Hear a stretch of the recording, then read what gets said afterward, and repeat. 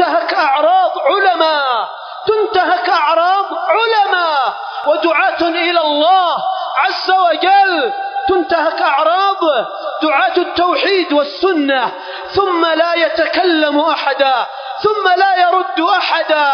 في الجوالات وفي التواصل الاجتماعي تنتشر الرسائل، تنتشر في المجموعات، وكثير من الناس مشترك في المجموعات ويرى الطعن الواضح وانتهاك العرض البين في المجموعات، وإذا به يسكت.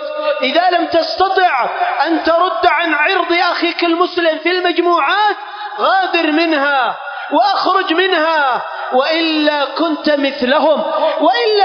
مثلهم فحذاري على قلبك وحذاري على حسناتك، فإن مثل هذا السكوت يؤدي بالعبد إلى أن تؤكل حسناته كما تأكل النار الحطب.